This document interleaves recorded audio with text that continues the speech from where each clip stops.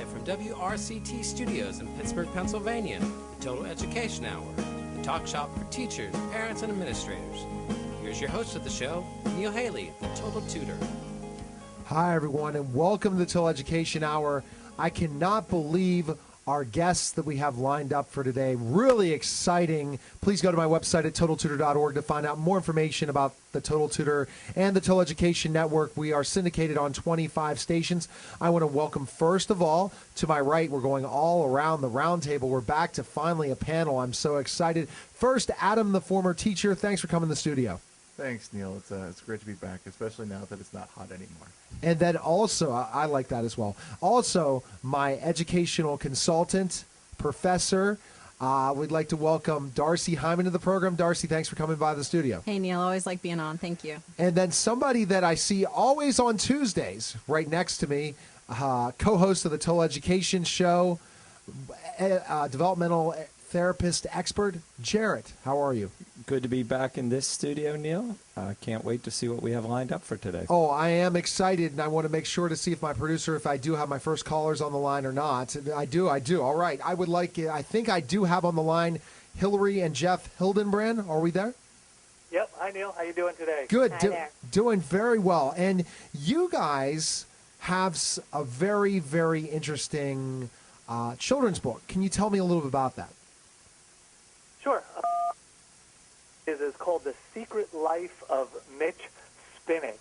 And Mitch Spinach is the star of this new children's book series that was created just under a year ago as a resource for parents and educators who struggle with that age-old problem of how do you get your kids to eat more fruits and veggies? Mm-hmm. So it's been a really exciting project, and we're having great success with it. Well, that's great to hear. And I tell you, I was never enjoy the eating greens, but I'm not going to tell you how tall I am and everything like that. But maybe someday we'll find out that my health probably isn't as the best, and that the Total Tutor really, but now does eat greens.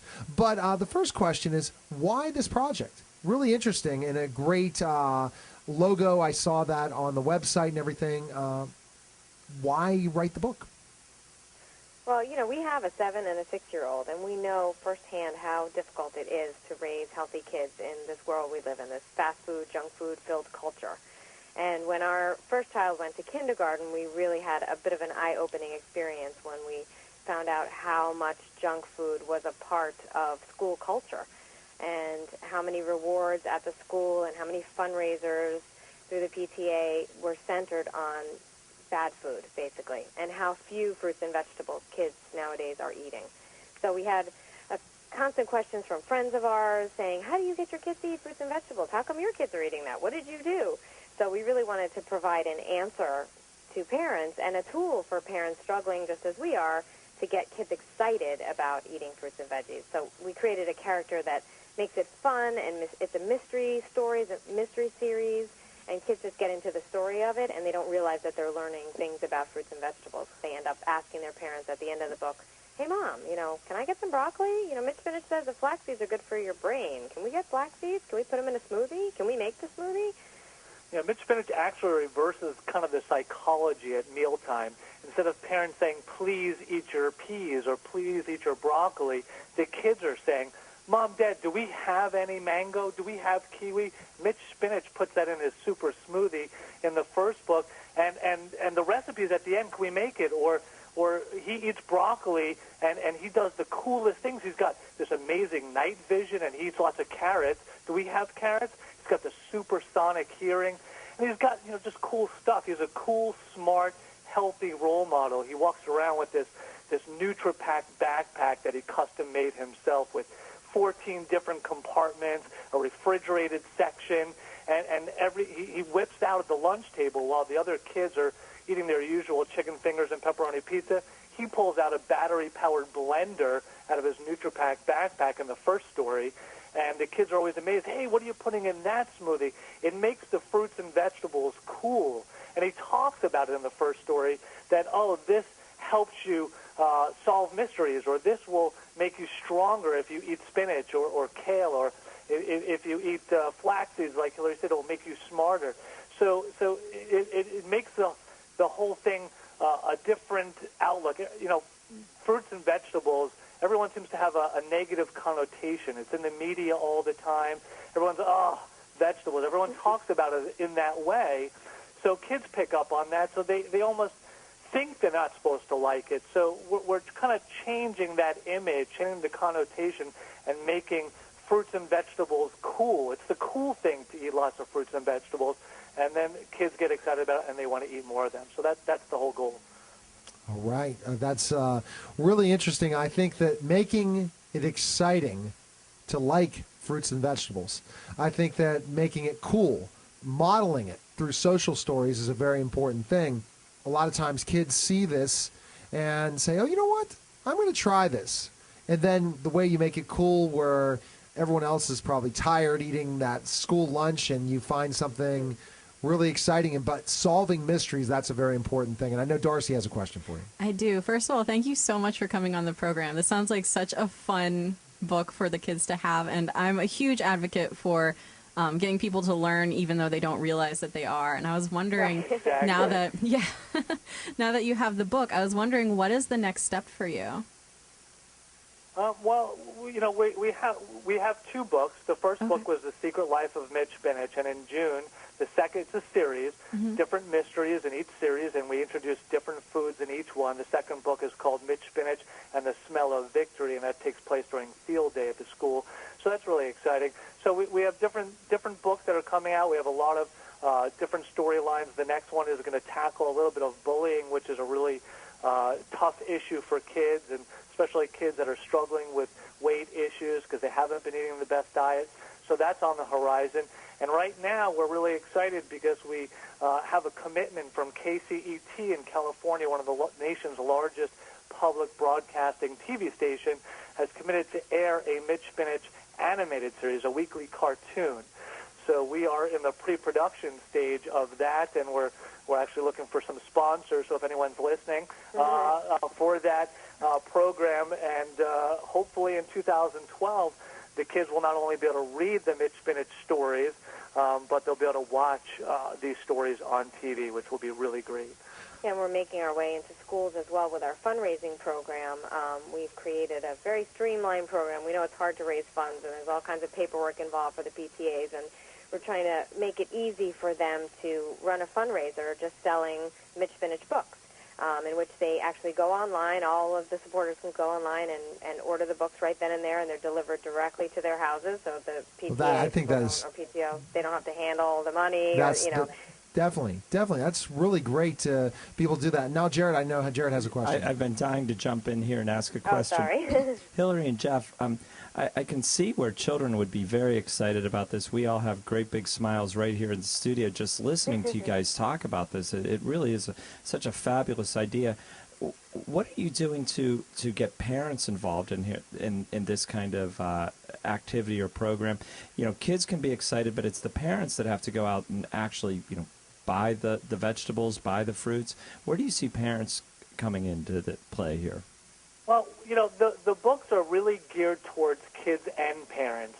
If the story isn't fun and exciting, the kids are not going to buy it. If they felt that it was preachy and we were telling them to do something, kids are too smart for that. So the story is, as Darcy was saying, is written very subliminally, so that the message is really hidden in there, that we want them to eat fruits and vegetables. Parents, the book is not about fruits and vegetables.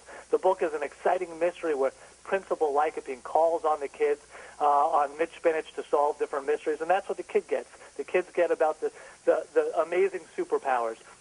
But we also have, at the end of each book, we have a Secrets for Parents and Teachers section and a recipe included for parents to make with the kids. Now, the Secrets for Parents and Teachers section was written by our partner, Dr. Joel Furman, who is one of the top nutrition medical doctors in this country, specializes in reversing disease through nutritional practices. And it answers a lot of the questions that will come up, like that the kids will ask naturally at the end of the book. Is it true do carrots help you see in the dark? Is it true do flax seeds make you smarter? Is it true that I could improve my hearing from eating mangoes and kiwis? So there's a great dialogue that helps parents with answers, so that when the kids ask these questions, they can answer them and get a great dialogue going. That's part of it. And then there's the Mitch Spinach recipe in each book that's featured. So the parents have an easy kid-tested recipe that they can go to get them eating these fruits and vegetables. Plus, our website at mitchspinach.com was really created with parents, teachers, educators in mind, where we have tons of kid-friendly recipes to go to. We have some specific information from Dr. Furman on there where parents can learn about other supplements that I need to take. How do we prepare these foods? How do we deal with kids when they say they don't want to do it? There's tons of information like that on there. And we also have for the educators, whether that's a parent, and obviously we're all educators, but also for teachers, there's downloadable lesson plans where they can get involved too, right on the website. So that's really a great resource.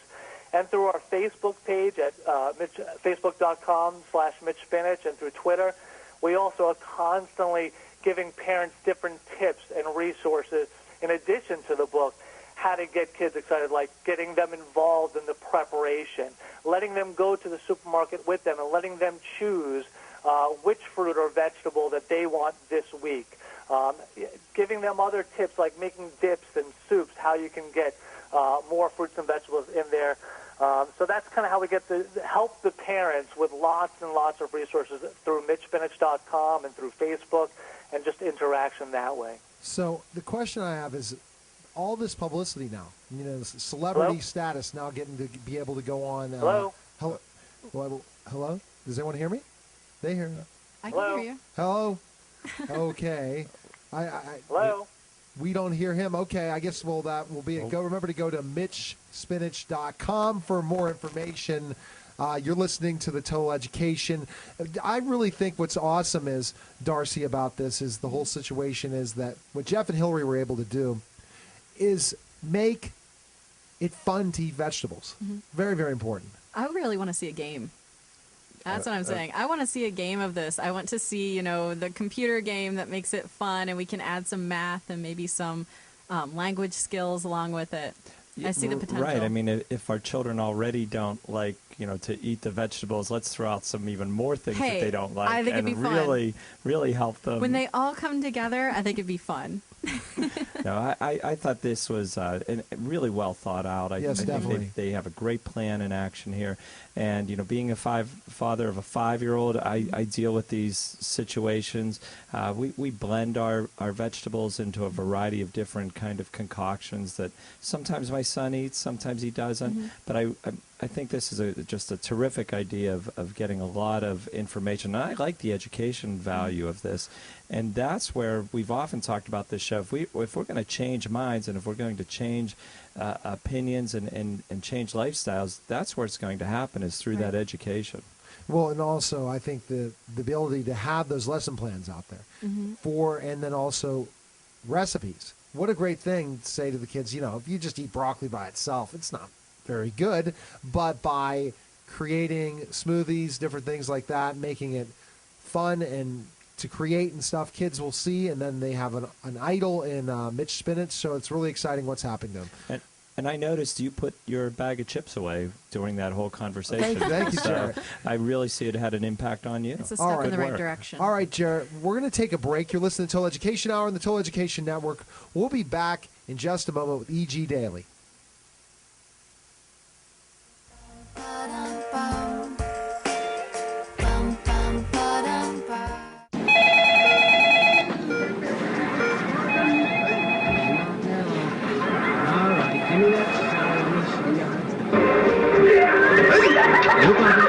No problem.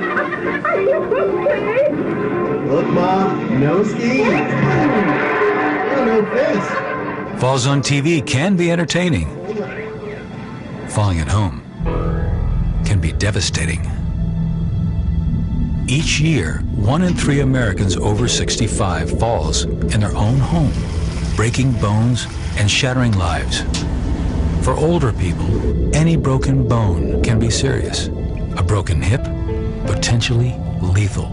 To make your home as fall-safe and bone-friendly as it can be, visit orthoinfo.org/falls. A public service message from the American Academy of Orthopedic Surgeons, where staying on your feet is doctor's orders. The American Legion. We're a powerful force for the nation. We pledge ourselves to our veterans, our youth, a strong national defense, and Americanism. These 4 pillars shape our work and what we do for America. We work relentlessly within our 4 pillars of service, and we succeed. We're committed to making sure all veterans receive the benefits they deserve for the sacrifices they've made in service to America. We support and promote citizenship and integrity in America's future leaders. We know what policies, tools, and manpower our military needs to protect this great country. We fight to get these things done. We're patriots through and through. We promote and defend these values every day in communities across the nation. Go to Legion.org to find out more about the American Legion's commitment of service to America.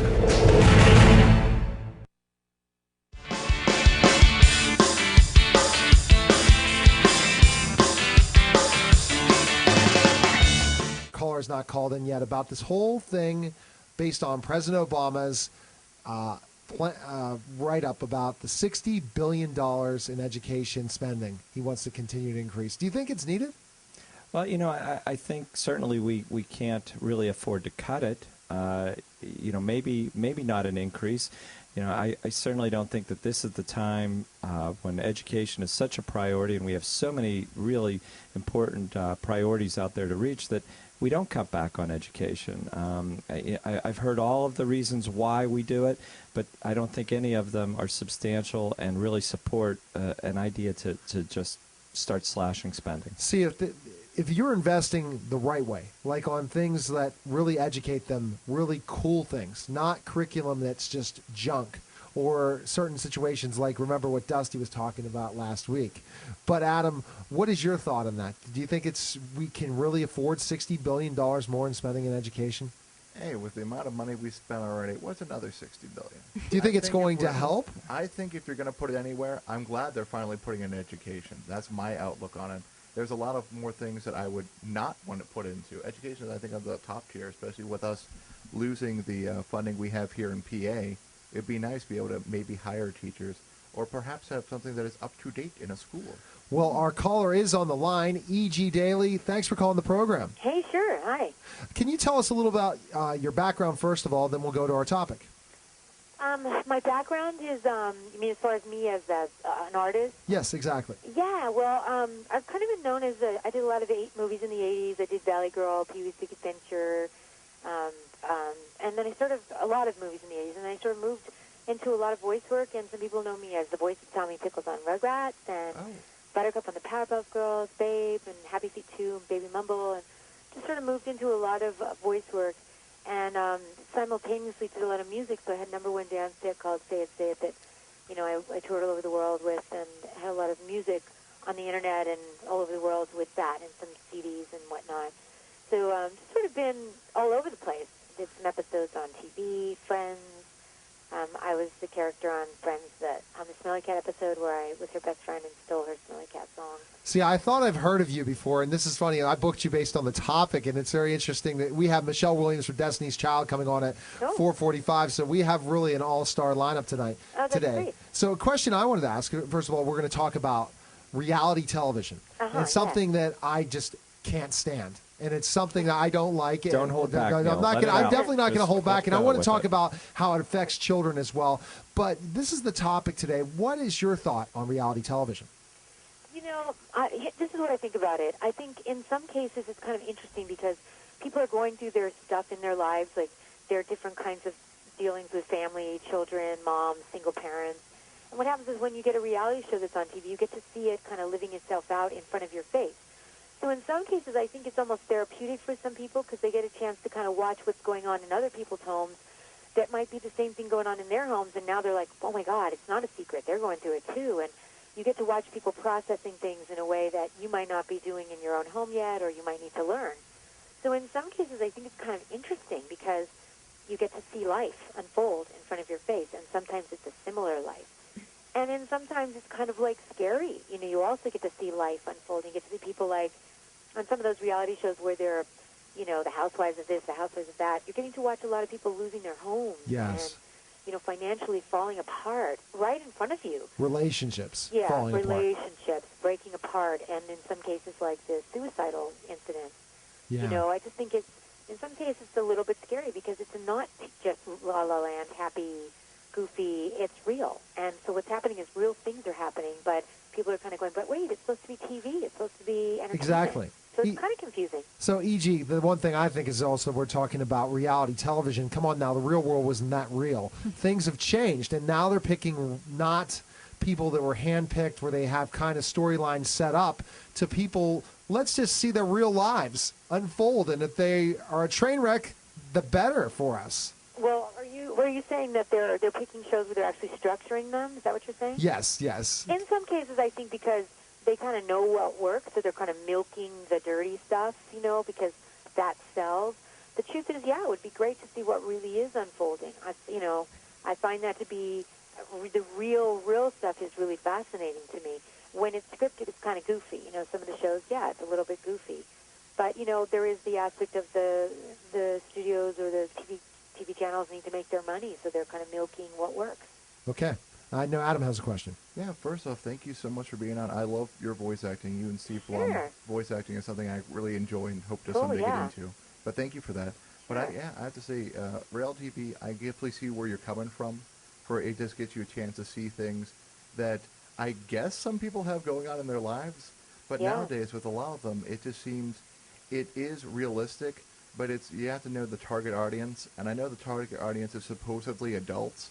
But a lot of adolescents and children are all involved just because it's so popular. Yeah. And one of the things we do as parents and educators is usually try to give stories that show this is when you do the right thing, the right outcome happens. Sure. Even if it's not the most realistic answer.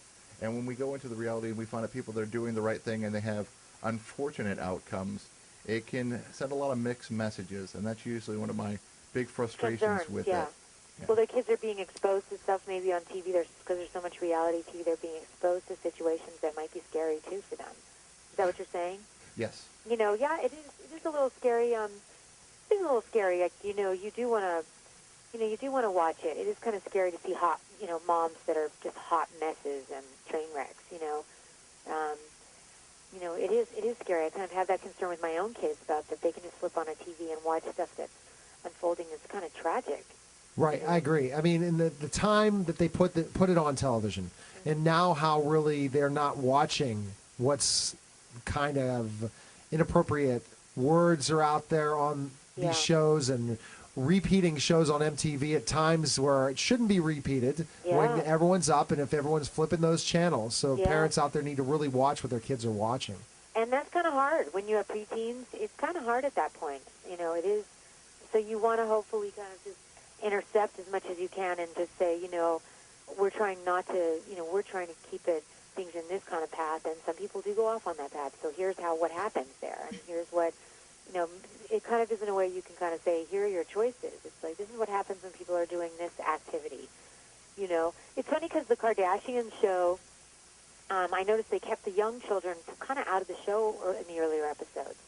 They were sort of, the younger girls were in there, but they weren't in there that much, and I was thinking they were trying to protect the kids. Now I think they're in there a little bit more maybe, or, you know, I wondered as the parents, you know, how it is when you are on the reality show of how you can protect your kids. Like, I know if I did a reality show, I would really, really only put my kids on where they were, obviously where they were comfortable, and I would really try to be careful not to expose them to stuff that I wouldn't want them exposed to just because, oh, it's TV, it's La La Land, you know, it's exciting. You know, it's a very tricky, it's a tricky thing when TV is everywhere and kids can have access to it. It's very tricky. Okay, I know Darcy has a question, then Jarrett. I do, yes. So I know we're talking about all these reality shows, and there's this huge discrepancy between the reality shows that are based on reality, and then there's, you know, of course, the ones that are a little bit more scripted. So we do have the shows that are about, you know, addictions or bad things that happen to people and how to deal with that. I was wondering, the ones that are not scripted, I was wondering how we might approach that as parents or as, you know, mentors working with these students, because they do see it. Yeah, however, see it. Sure. As adults, when we come to them and say, you know, I really want to talk to you about this, there are so many times that we get the, oh, no, no, you're going to ruin it for me. You're not cool. I don't want to talk to you about this. Yeah, exactly. Do you have any suggestions about how we, the uncool, can approach the far, far more cool about some of these things that need to be discussed? Wow, I'm considered a really cool mom. Oh, you have to I'm one of teach the me. cool moms. I bet you are. But no matter how cool I am, when I bring up certain subjects, I am just not cool at all. It's like, and I'm considered pretty hip because I'm like Tommy Pickles' mom. I'm the mom that's like, I'm kind of hip. I always have a lot of kids around, and we have a pretty fun household.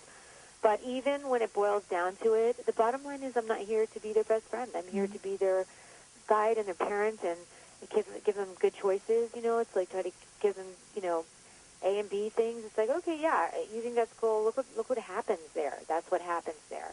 And really not even trying to judge it, but just say, here's what happens to that, and here's what happens to that. Now, what do you think you would choose to do if you had a choice? I'm not sure if I'm answering your question right. Do you want to steer me a little bit, or is there a way that you might steer me? Or we can go with another question. Jared's got a good question. It's hard to stay cool because the truth is we're not going to be cool when we're being stick in the mud. Right. And the truth is I'd rather be a stick in the mud than watch my kid get into a car with a bunch of drunks. Right. Yeah. You Yes, answered. exactly. You definitely. Call me uncool. I'm fine with that. All right, Jared. We would never call you uncool. Valley Girl was one of my favorite movies from the 80s. I love that movie. Thank you so much. Pee-wee's Big Adventure was mine. I ended up wrestling with the guy who was the big guy that chased Pee-wee Herman. Ah, who won? He did. E.G., you're in the industry. It seems like each year we don't expect these reality shows to break down a new barrier, and it seems like each season they do. Where do you see reality shows going in the future? You being connected to the industry and really kind of knowing what goes on inside these Honestly, meetings. I don't think they're going away anytime soon. I think because they're so inexpensive to make, because they're not having to pay actors. Well, later, once the shows start picking up, the actors are demanding, not the actors, but the people are demanding more money because they're becoming more popular. Honestly, I don't see them going away. I think that people are so fascinated by life. It's like, why do people stop when there's a car accident? They stop and they want to see what's happening. And even if it's brutal, people are fascinated with life, with, watching things unfold, with, started off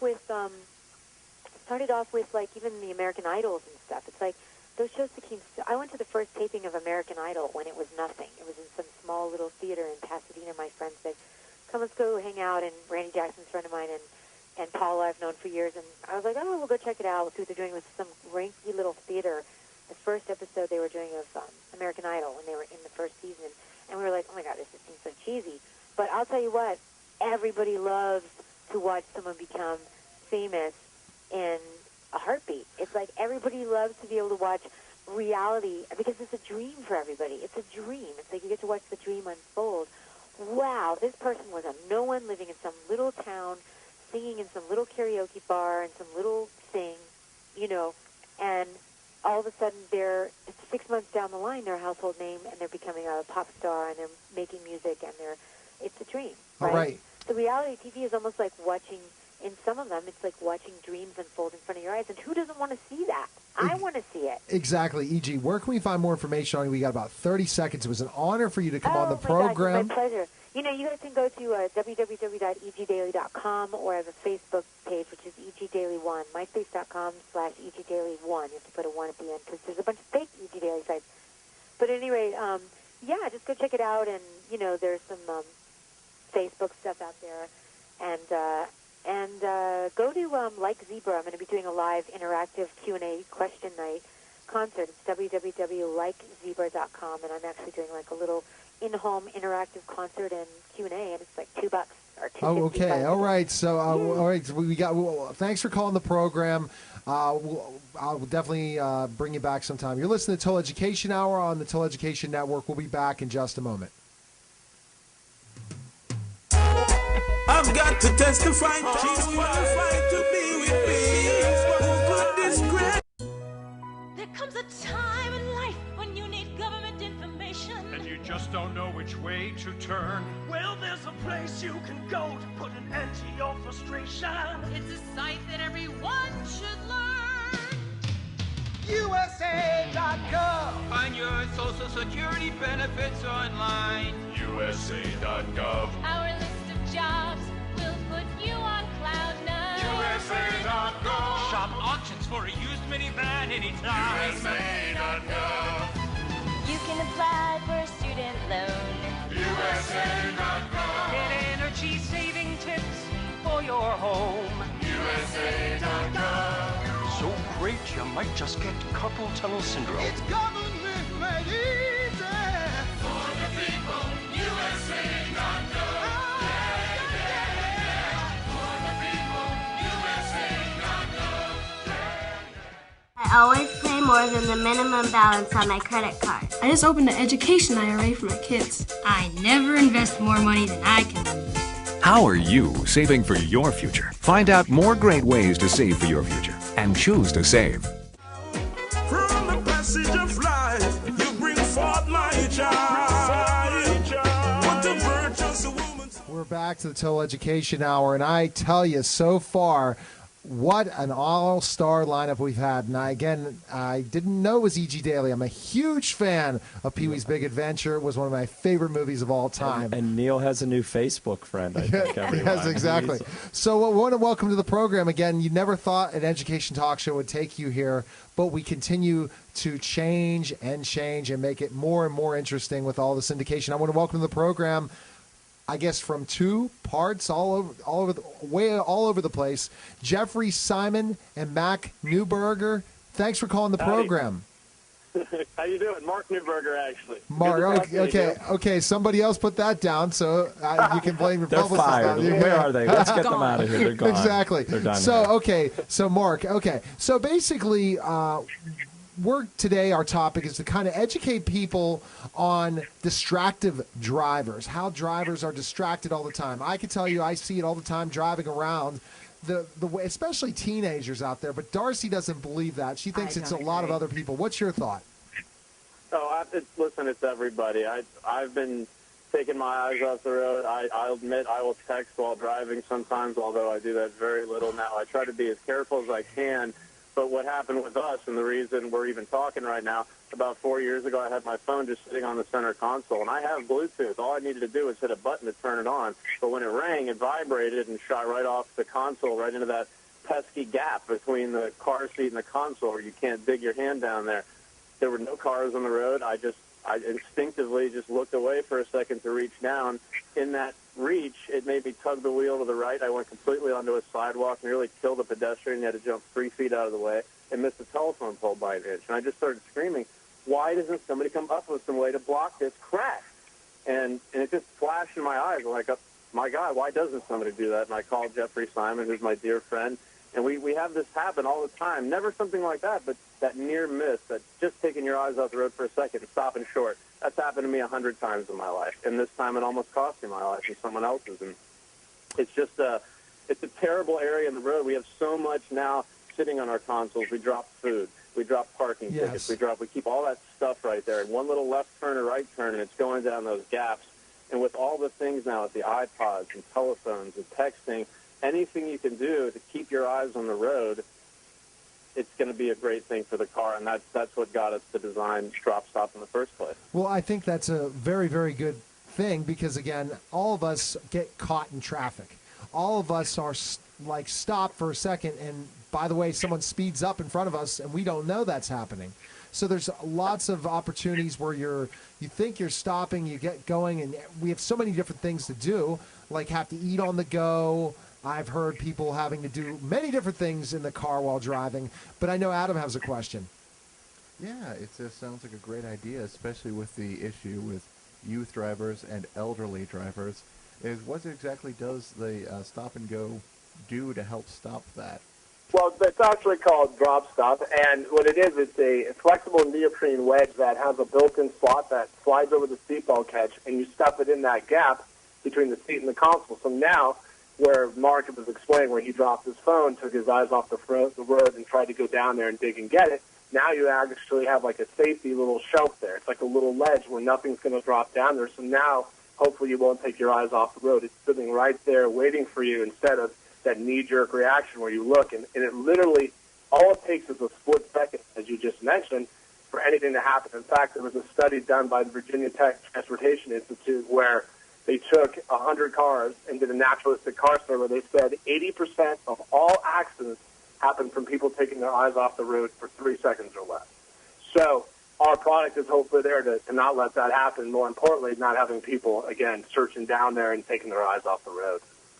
Well, I mean, I understand that. I understand how busy I am. That would be something that I really could use because the situation is we drop things. Like, for example, if you're someone pass a drink to somebody, it drops. Something could fall and slide somewhere on the seat, and it could drop. So you have to really protect yourself in those situations. What's your question, Darcy? Actually, I was kind of wondering, I know I'm kind of playing devil's advocate here, but I'm sure some of our listeners might have this question. Do you think that this might cause people to be more encouraged to use their phones since they know, now there's no way they'll drop it?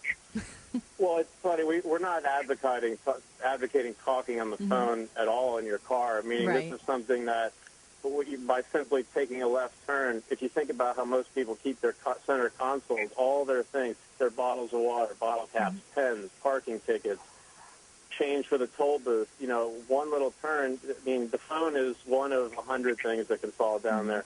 And it doesn't ever have to be while you're driving. We have a lot of elderly people call us and thank us for this product because if they drop their keys down the gap, they're not nimble enough to get on their hands and knees to dig down there, and they have to ask a stranger off the street to please come into their car and dig it out for them, and it puts them in a compromising position. They're letting a stranger into their car. Ladies that are applying makeup, it could be in a parking spot. It doesn't have to be while driving. The problem is, though, we do it while we're driving. People do talk on their phone while they're driving, and if it slips out of their hand or falls off the console, it's going to be a huge problem. So we're not advocating it, but we're not trying to be reactive or punish people for the things that we shouldn't do. We all know we shouldn't do it, but the fact is we still do them. And until we get better, we're being proactive in trying to create a wonderful product that was built to last. It's not going to fall apart on you. It's going to protect that gap. And if anything, we can just add an extra ounce of safety while, even myself, when I drive, I just feel more protected knowing it's there. It doesn't make me do more dangerous things, but if something happens to drop or something happens to fall, my instinct, my brain now remembers there's something there, so I actually feel more protected in my car. Hey, and that's the main purpose. It eliminates that instinct of taking your eyes off the road, because no matter who you are or what you're doing, if you drop something, you'll instantly take your eyes off the road. You might realize in that flash of a second, oh my goodness, got to look straight. But you're going at 40 miles an hour, you're traveling half the distance of a football field per second. At that time, it could be too late, which is what almost happened to me and many others. I don't know if you all saw the news about a year ago in Texas. A guy drove his $1 million car, a Bugatti, into a saltwater lake because he was reaching for his dropped cell phone and completely veered off the road and destroyed a $1 million car. I mean, that's one of 100 stories that we could tell you that are all from very funny to people that are saying that relatives of theirs would still be alive if this had been around 5 years ago. People that had witnessed someone reaching in there and survived while the other person didn't make it, taking their eyes off the road. So we get to hear those calls all the time, and it makes us feel very, very good. So, while it's certainly a safety and convenience product, it really will keep you safer on the road. It just stops that instinctive reaction of looking away from the forward roadway, and that's really the main purpose. Right, and each of you mentioned the word convenience, and that's just the way our society is right now, and that isn't going to change. So why not have some type of apparatus, a product that can really help us deal with this? We're an educational show, and I'd like you to kind of educate our listeners here. What was the process? You came up with this great idea, but where did you go from there? Well, I could say the very first thing that we did do is once Mark had, given me the idea and we thought about it, we literally went out and bought, those big yellow books for dummies. We literally got Inventors for Dummies just to actually learn the beginning processes of what inventing is and what patenting is. And, we both had some experience in the entertainment industry where, we've created projects and done things. But I can tell you, 4.5 years later, we had no idea what it was going to take like this. 4.5 years. But, it's been a passion. The one thing I can tell people about the process is you have to have passion. You have to have a love for what you want to do. For us, it's a calling, you guys, because our mission in life is to help people. And again, what an unbelievable gift to have a near-miss tragedy, a near-miss accident, spawn a safety product. And, just getting together with a great group of people, a great group of professionals, and making sure that we wouldn't cut any corner. We made the product. We made, tons of prototypes, things that you wouldn't believe that we made it out of. But we realized that, we wanted to make the best product out of the gate. We wanted to make something that was built to last. We got together with seamstresses and prototypers and manufacturing, and we have a wonderful fulfillment company that helps take the orders when people buy from the online. And, it's just a passion that has so many ups and downs on a roller coaster, but if you have a clear goal and a clear mission of what you're going to do, nothing will stop you. I mean, Neil, I've been living on this guy's couch for the last 4.5 years. I'm 36 years old. He must really like that. So I will say something, educating people out there, because I have to educate as a publicist as well as a teacher and a tutor. I try telling a lot of other internet hosts out there or talk show hosts on little stations that it just doesn't happen overnight. You have to blood, sweat, and tears to make it. It's not something where, by the way, just because I'm special, I'm going to be found. You guys had to go try different things to make it work till finally they said, you know what? We have the invention for you. Did you get someone like that said, you know what, this is perfect for you? Like the show that was on, what was it, on Learning Channel or one of those stations that talked about the invention, not the inventions, but the reality TV, the sell on TV, must see TV ones. You know what I'm talking about? Like for they ended up going to QVC. I'm not sure. Well, they had a couple inventing shows. They had American Inventor. They of course have Shark Tank. And then, as you mentioned, QVC, that's what brought us out to Philadelphia. We were running a commercial, and one of their reps saw us late night and said, that's just the greatest thing ever, contacted us and got us on QVC. We're just about to do our 30-second show there, and they've just been incredible. You get to demo it live for folks right on TV. They get to see you're not BSing them. It's a beautiful product. The host loves it. They can see it's top quality. They can see how it works in any car, and it's really wonderful to be able, because we're talking right now over the air, folks can't really picture it in their mind, but when you're on live television, you get to demo it live. It really makes all the difference in the world, not to mention folks get a little taste of our personality as well. But I'll be honest with you, Neil, we didn't know it was going to be this kind of a journey. We thought it was the greatest idea in the world, and the reactions we were getting from people were incredible, and we thought, wow, in 3 months, that'll be it. We'll be on our way. Well, then we know it would be. We thought the same thing with this radio show too. No. But I mean, in 2 years, we're interviewing major celebrities and stars, superstars soon, very soon, because I know once you get that QVC thing, that is your big thing. They are in the clear. Yeah, they are. I know they are. I know. I knew that. Huge. That's why I know it's huge. But one other question. So now, when you're going to be celebrities, will you come back on our show?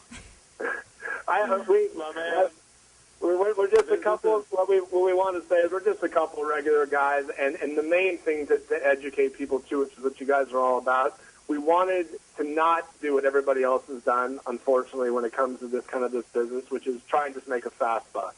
We wanted to do it right. We were so sick and tired of buying products on TV, online that fall apart, or it isn't what it is, or you try to order, and next thing you know, you get 10 of them in the mail, and you got a bill for quadruple what you paid. We're a very transparent, straightforward, company that we deal with our customers every day. We're just a very hands-on company, and celebrities.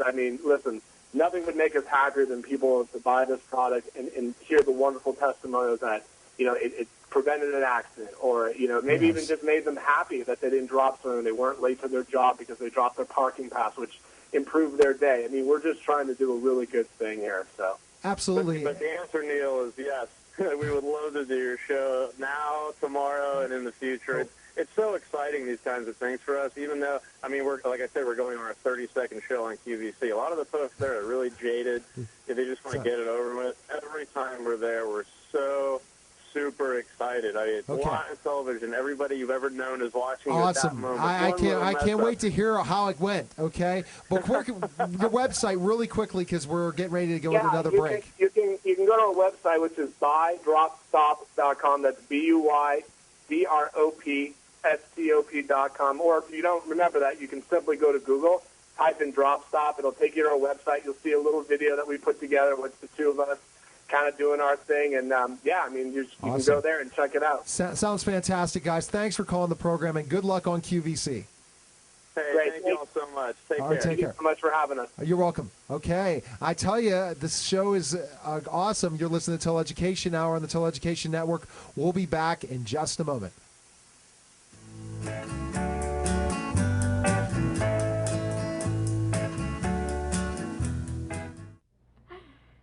Everyone is a story.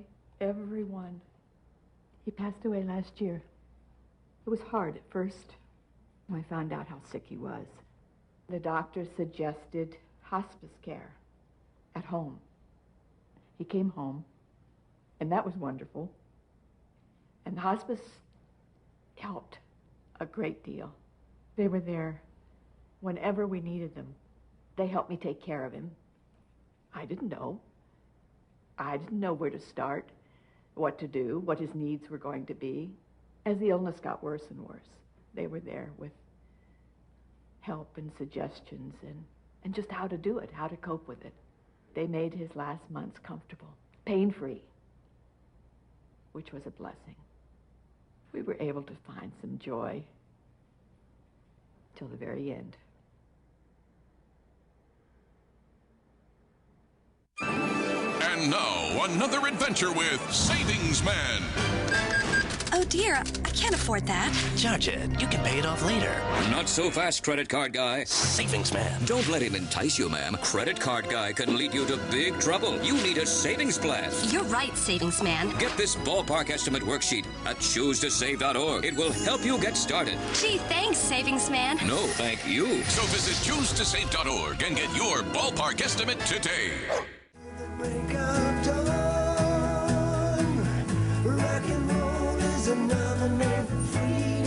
Our awesome guests, phenomenal content, but I have a news topic that really disturbed me, Adam. And let's see what your thought. Yes, disturbed me. Some state districts are abandoning performance pay in Texas and New York. What is your thought? I'm glad. I'm so glad that it frightens you.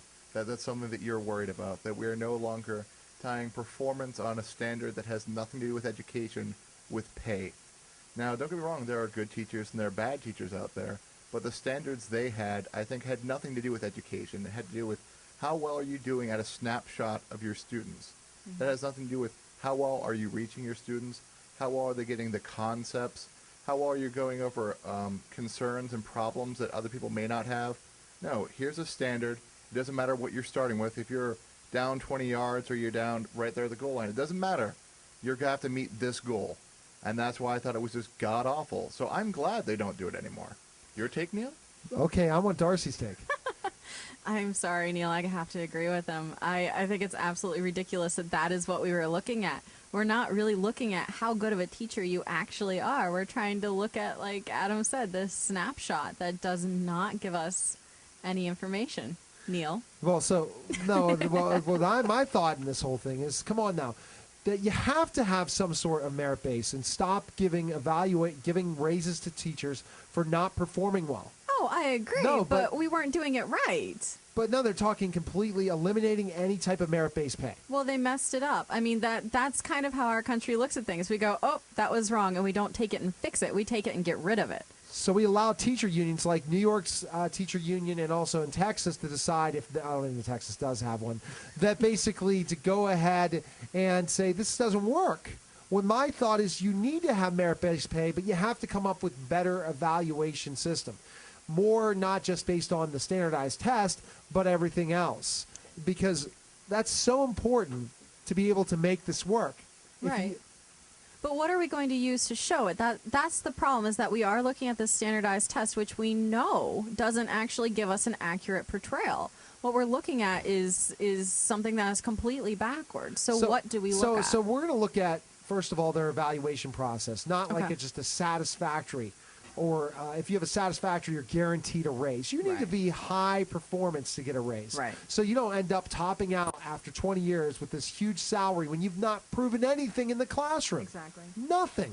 So I think that you need to look at this merit-based pay in a certain way and kind of gauging if you're going to get a raise or not get a raise. Like any other job, you have to earn a raise. Right. You don't just give you a raise based on seniority. Right. Yeah, I have to agree with you. So 20 years experience is not enough. So it's definitely not. It's definitely not. It's definitely not enough. You think within 20 years that just that experience alone has not taught you more than that teacher coming in the first year, has not provided you. I'm just putting it out there. I'm not saying it's exactly true. I'm simply stating that that when we have a surgeon, do we want a surgeon who is fresh out of medical school, or do we say, how much experience does that surgeon have? Or better yet, do we say, are we going to base that surgeon's pay simply on what they on what you guys are talking about right here? I sort of lost my train of thought right there, so I'm just going to stop and go with my first point of experience matters. We can't just throw that away. Right, it totally does. I agree with you, but the problem is that those with experience are not always applying it.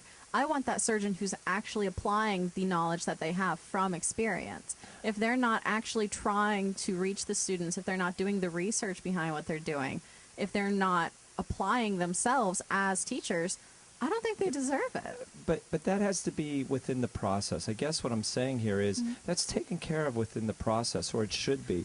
Just as the medical doctor who has plenty of experience but is not keeping up with the most current information or not practicing the craft the way it should be, that should be handled through administrative, through human resources, through other methods. It's so simple. We seem to just take the most simple argument, and that is don't pay them money. Well, there's a process that should be followed here, and that the process is in place. Now, let's put the blame elsewhere then, or put the blame in other places if that process is not being followed. But I simply state that merit pay is the solution. I could see where that would absolutely be abused. Right. Well, it's the same way that tenure has been abused. There are so many teachers out there. I don't want to say that all tenured teachers are like this, but a lot of teachers out there who have tenure finally say, oh, well, I don't have to try to keep this job anymore. I mean, it's a huge problem. It's a huge problem we have right now. And this is kind of starting another one that's along the same lines. So I'm just saying that you have to do something about. So you're saying experience, Jared. So okay, you're just going to look at experience and say you're evaluating people based on experience. Well, I mean, Neil, we have to think that they got there for a reason. I taught 12 years before I left. Had I taught 20 years, I think I would have been a better teacher and better situated to handle things that happened within the classroom setting that I did not have at that 12 years. Now, that wasn't with students, that was with other colleagues, but what I'm simply stating is experience does matter. We've gotten there for a reason. It can't solely be that we outlasted the next person. Again, the airplane pilot who flew the airplane over a bridge and under wires and landed it safely in the Hudson had 30 years experience. It matters. I don't think a first-year pilot on an airplane would have been able to do that. Maybe they could have. I don't know. But I guess really what I'm saying here is that I think sometimes we look to punish people when we're angry, and that anger is misplaced. And that's what I think that we're doing here when we make these. I've been in the field as a therapist for 10 years now. Do I think my experience should be rewarded? Absolutely. Do I also put forth maximum effort? Absolutely. So, because of my experience. But you get a raise based on your evaluation. So I think that that's what needs to be done in teaching. It needs to be like any other job. If you're a good sales rep, you're going to get good bonuses. Right. You're going to get a raise because you're doing a great job. Teachers just get a raise automatically. Education is, or they don't teach. That's the thing. There's a process, and if they don't meet the criteria to continue in the field, they're let go. And there's also people that leave because they don't fit in that position. Education isn't sales. It's not. It's one of those wonderful things. It's an excellent point, Adam. You do the same thing every day, and let's see, it works great for these kids. And you're going to have a year where it's not going to work. You're going to have something different, and you're going to have to creatively make something new that year. And it's difficult. And if you're a good teacher, you're going to work your way through it. And then the next year, if you see that problem again, you're going to know what to do. Every year, you have to value the experience you do have. If it's a horrible teacher, they're not going to last there for long. But some do. See, that's the big issue. I mean, I used to work with all these teachers. I was employed to go talk to these teachers who had been there forever, who are doing a bad job. And so Right. many of them just finally gave up and said, oh, it's just a job. And that's the problem. You have That's to- where you we have to have motivate to look them. at it. Exactly. You have to motivate. So Jared. I But guess that's the you problem. guys. So then you guys are arguing that money is the motivating factor, then, or is Not or is necessarily. it insecurity is the motivating factor? Is it the concept of if you don't perform highly, well, we're going to fire you. You're going to. I don't know. I mean, I wouldn't motivate a child that way. Well, I wouldn't motivate a child in a way to say that we're threatening you that if you don't perform, you're going to lose your job. But we're not children. There's no such thing as a permanent job, and that's the problem, that we've turned this into a permanent job where people say, oh, well, I can just do this. And I'm not saying just in teaching. There are a lot of jobs like this Right. that we need to evaluate, and we need to get back to that, I don't want to say fear, but that idea that if you're not doing what we hired you to do, then we're going to find someone who will. Okay, so the again, to be clear here, it's the idea of that you perform only through feeling insecure, and quite honestly, I don't feel that way. In fact, I would have more anxiety. I'd be more anxious. I'd be probably likely to look for a different job if I worked in a field or in an employment opportunity where I was told you need to do this, or that it's through fear-based motivation that you do your job. I don't think we do well in that. What job in that isn't like situation. that, though? Yes, exactly. If you're so, let me give you an example. That's why education is the rose-colored glasses. That they don't see things. Educators don't see things like people in business, like people in sales, like people involving other fields. Because, Jared, you get paid for the better job that you do. That's what it is. That's It is what it is. true. If you're a good real estate agent, you're going to make your money based on that. If you're a good lawyer, you're going to make it because of the number of cases you've won or the ability that you've moved up the ladder. And it's not a seniority thing. So, I mean... So you don't think that the senior most lawyer in a firm makes more money than... Because they have a piece of it. But they wouldn't have got the senior lawyer spot if they didn't win cases. Right, but they're not let go of suddenly because they're the most senior. So that's why academia is so strange. Go ahead, go ahead, Adam. Let's use your two examples here. You chose a lawyer will make a lot of money. He'll be fine because he wins cases. A real estate agent will show they're doing well because he sells houses. I'm a real estate person. I am very good at what I do. This is pretend. I really do this. Okay? I go out there. I do my best every day. I sell a lot of houses. Let's say something like the housing market falls. Let's pretend. Okay? I'm still doing a great job. I'm not able to sell as many houses because the market is crappy. Am I then going to be getting rid of because even though I'm very good at my job, because there are environmental factors during this small time period that get me away? Teaching can be a lot the same way. But we're not talking about that, Adam. Yes, we're talking not getting rid of teachers. We're talking about giving them raises. We're not going to fire them. I'm going to fire them. We went from raises to firing.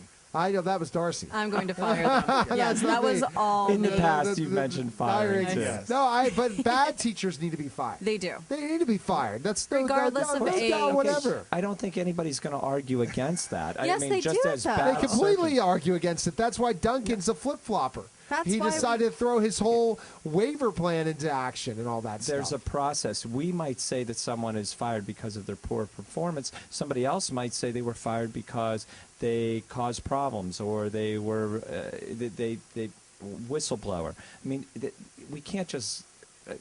What I'm saying is we don't necessarily just have to find the solution that seems the simplest or the most apparent. Just like we were talking about, we don't want to give people pay just on a snapshot of them. We also don't want to penalize them on a shot of them. All right. Very well, good. when we get back, and I know this segment will probably be used on my network for another show, and it's one of your favorite shows out there, Jared. You're listening to Toll Education Hour on the Toll Education Network.